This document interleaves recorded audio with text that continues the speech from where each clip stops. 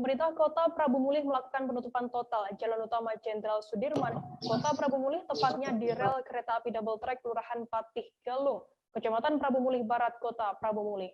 Jalan ditutup total karena ada proyek pembangunan flyover dari Kementerian PUPR melalui Balai Besar. Penutupan jalan yang merupakan akses utama menuju 4 kabupaten kota ini dilakukan sejak 20 September dan akan kembali dibuka hingga tahun depan. Informasi lebih lengkapnya akan disampaikan oleh rekan jurnalis kami dari Tribun Sumsel, ada Edison yang saat ini sudah tersambung bersama kami. Halo Edison. Halo rekan Firda. Edison, bisa Anda jelaskan apa dampak dengan penutupannya tersebut? Oke, baik, kami informasikan penutupan jalan utama menuju 4 kabupaten kota ini sendiri dilakukan dalam rangka pembangunan flyover. Akibat dampak dari pembangunan ini, warga sekitar yang khususnya ingin mengantar anaknya sekolah, jika selama ini hanya membutuhkan jarak sekitar 500 meter harus memutar dengan jarak yang jauh. Ini disiapkan jalan alternatif, cuman jaraknya yang cukup jauh, harus memutar ke jalan lingkar. Dan untuk para petani, khususnya petani karet juga mengalami kesulitan, mereka mengendarai sepeda motor tidak bisa melintas dengan jarak dekat, tapi harus memutar dengan jarak jauh, apalagi kondisi malam sangat gelap. Demikian, Firda. Lantas Edison, bisa dijelaskan mungkin kriminalitas yang sering terjadi di jalan lingkar ini?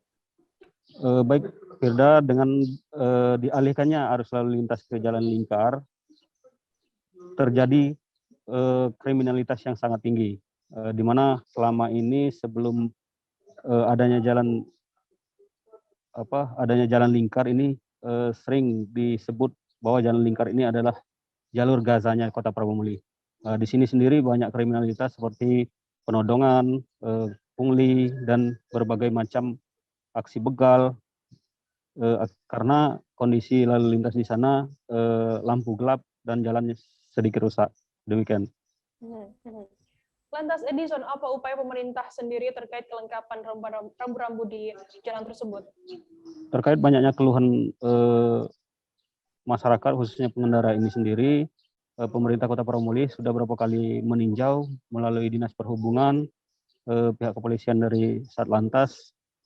Mereka akan melakukan pemasangan lampu penerangan jalan. Selain itu juga akan memperbaiki jalan-jalan yang berlubang dan mensiagakan petugas dari Dinas Perhubungan dan Satuan Lalu Lintas untuk standby mengarahkan para pengendara melalui jalan lingkar. Demikian.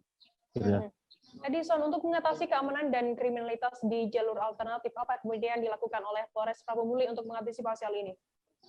Baik, kita informasikan juga bahwa di jalan lingkar timur Kota Prabu Mulih ini kondisinya sangat gelap.